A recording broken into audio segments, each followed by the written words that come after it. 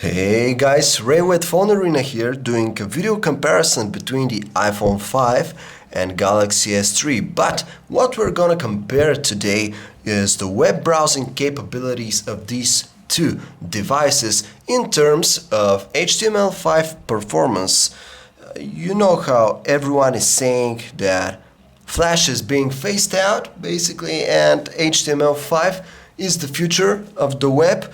Well, while we're not really there yet, you know that web browsers, mobile web browsers especially, already have some built-in HTML5 capabilities. They already have partial support for this new standard, so we wanted to see how they perform now in terms of HTML5 and basically which of them is better prepared for the future that will be full of HTML5 stuff. For the purposes of this video, we're gonna use 5 more or less randomly picked websites and of course websites which have HTML5 content, and the first one is called Clicked by Carol. It's a kind of a portfolio website about photography. It's really cool. So here's the homepage of the website, and what we have are these 6 thumbnails here leading to various categories. So when we tap these, we have this nice transition here which shows the label of each section. This is great HTML5 stuff. No flash used here. When we tap again on a certain section, we choose to see the images inside it. So let's see what happens now. We see a slideshow of photos with a nice fade in and out transition, and by the looks of it, the iPhone 5 seems to have a smoother transition between the pics. The Galaxy S3 also doing a pretty good job, although its transition is a bit more choppier. The transition is not as smooth as what we see on the iPhone 5. Although as we're continuing to observe these images, we see that the iPhone 5 suddenly there's something weird going on here with the iPhone 5. You see the transitions which were smooth previously are now just realized in 2 or 3 frames, whereas the Galaxy S3 continues to perform with a steady speed here. The transition still not as smooth as it once was with the iPhone 5, but at least it keeps its frame rate steady, whereas the iPhone 5 now seems much choppier here. So here's a weird kind of performance. We see the Galaxy S3 doing a slightly better job, we may say here. Let's return to the gallery. Again, you see that much smoother transition on the iPhone 5, but let's pick another category here and see if there is going to be some change in the way both devices perform here. Galaxy S3, again, similar performance. It works, it certainly works. Not the smoothest animation here, but it gets the job done perfectly, whereas the iPhone 5, we see almost no hint of this transition at all. You see maybe 2 or 3 frames of animation here going on, and then the image just pops up. So it also works. You can browse the website and check the images here, but its performance doesn't seem to be on par with what we see on the Galaxy S3, and by the way, we're using the stock web browser. We may try to select a certain pic to see if the handset is going to bring it up. The Galaxy S3 certainly does, and the iPhone 5 does it as well, although with a bit of slowdown. Whereas on the Galaxy S3, yeah, we have the selected image appear slightly faster So it seems to be 1-0 for the Galaxy S3 on this website as well. Let's move on to the next one. Okay, so here is the second HTML5 website we have. It is webforfreaks.com/2011, and what we have here is this Happy New Year stuff and a whale animation, killer whale animation behind this guy here, and we have some balloons, some bubbles going up to the surface. And what we see here, so it's obviously the animation on the iPhone 5 is much smoother than what we have here on the Galaxy S3, which goes for the whale, for the killer whale, and the bubbles as well. So, but what another thing we note here is that check this out, how the whale comes out from this piece of the website here. This is because we checked the website on a desktop PC as well. We were able to see that this is not how the website should render. You see this now, the whale goes inside something and disappears on both of these devices, but it shouldn't. It should actually continue its way all the way to the right end of the website. So both aren't displaying the website perfectly well, and the rest of the conclusions that we can draw here based on the performance on this side is that the iPhone 5 manages to play those animations smoother. It was actually what we found on the previous website that we checked, although its performance wasn't as consistent as it was on the Galaxy S3. So let's say that this makes it 1-1 for now, because obviously both devices are doing the same thing here, but the iPhone is doing it slightly better. So let's continue to our third randomly picked HTML5 website. And here we are, we have the third HTML5 site loaded up here. It is Simcoe.be. I think this is the website of a company which makes efficient bottling lines or something like this, which is great. But let's concentrate on the website here. What we have, again, we notice that both devices do not display this website perfectly well. As you can see, they show it aligned to the left of the screen, which is not right, because when we were checking it on the desktop, it was perfectly centered, as pretty much every normal website these days. So you get kind of an old school experience here with this website on mobile devices. But anyways, since the rest of it is displayed pretty much perfectly, let's just examine, and here's what we find out. Here are the animations of these bottles here. The iPhone 5 again doing very smooth animations here, whereas with the Galaxy S3 we once again notice some choppiness in the animation here, not perfect performance. Of course, everything works perfectly well here, but not as beautiful, let's just say, as on the iPhone 5. So it seems like we're beginning to see a tendency shaping up here. The iPhone 5's Safari browser is doing a great job as far as performance goes. It's able to just calculate all of these elements here, HTML5 stuff, and manages to present us with a smooth animation the way it was meant to be seen. Meanwhile, the Galaxy S3 doing a pretty decent job as far as support for this technology goes, but we see it slightly lacking in terms of overall performance. But let's continue to our fourth HTML5 side and see if things won't be turned around.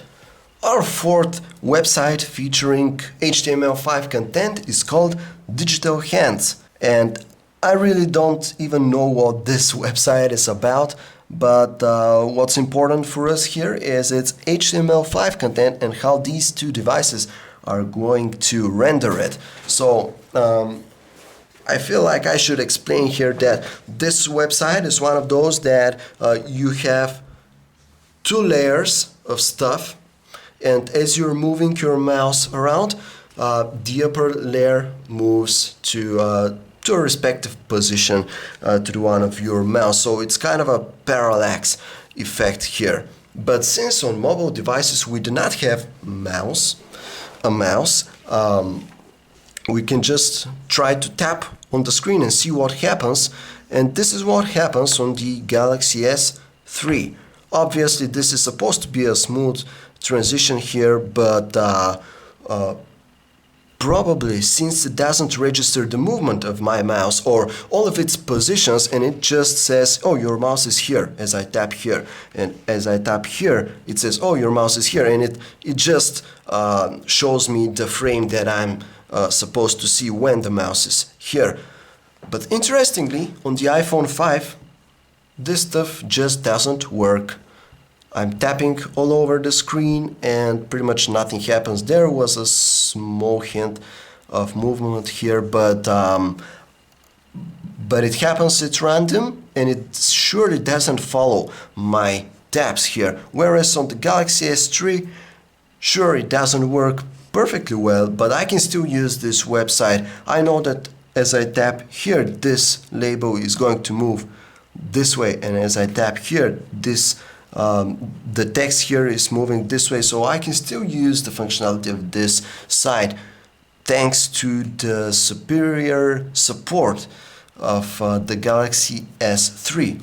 Another interesting thing that we found while browsing this website is found with these links here: our services, our jobs, contact us.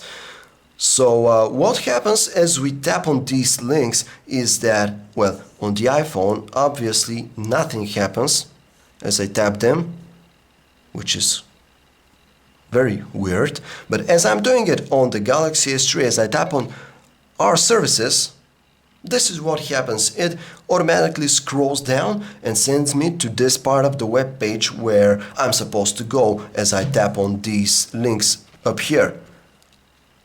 Tapping on the second one just sends me down here with a nice scrolling animation, and on the iPhone this simply doesn't work, which is a pity.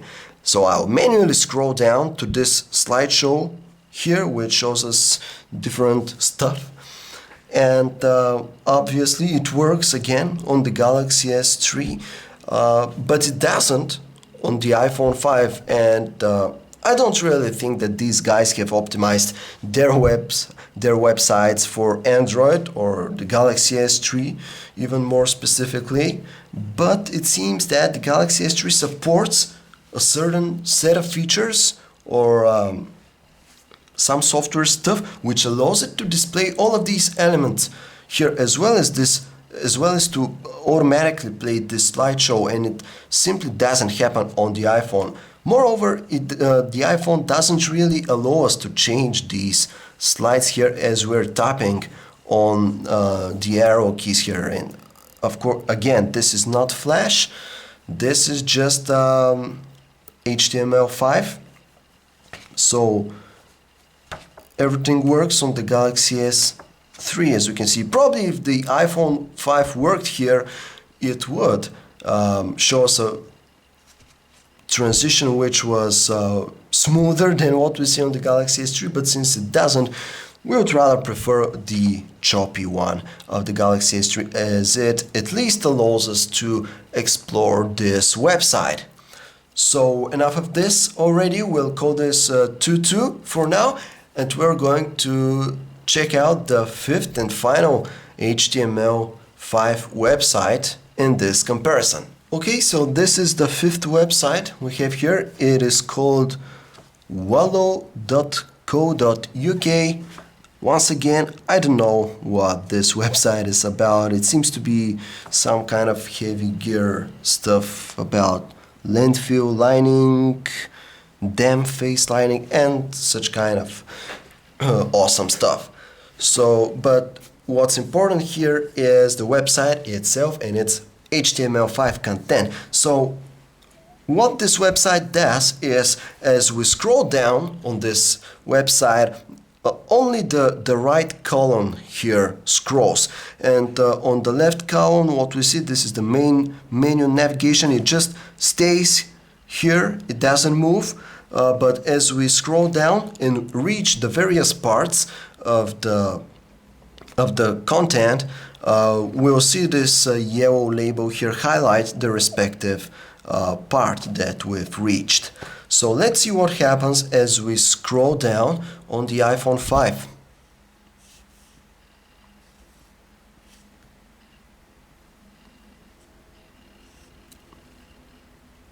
Strangely, it just keeps returning us to the top of the page. It doesn't allow us to scroll down and explore the rest of the website. You see that?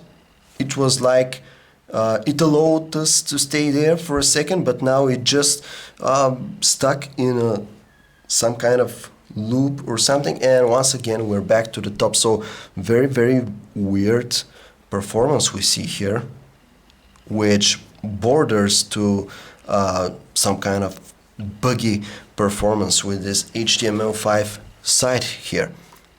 We'll try to go to a certain section of the website by tapping on its name here, technical for example. It scrolls down but then immediately returns us to the top. News, we go to news, and then we see again this buggy weird kind of stuff, and I guess it will probably return us to the top of the page once again. So not really brilliant performance by the iPhone 5 here. Let's try the website on the Galaxy S3. We start scrolling down, we reach the About Us page, we reach the Products page, we reach the Technical page, and overall we do not find any significant problem here with the Galaxy S3. We can just easily explore the various parts of the website, and the handset does not return us to the top of the page. Such kind of weird stuff does not occur here on the Galaxy S3. Let's try by tapping on the names of the sections. It just sends us there, no problems whatsoever. You see that?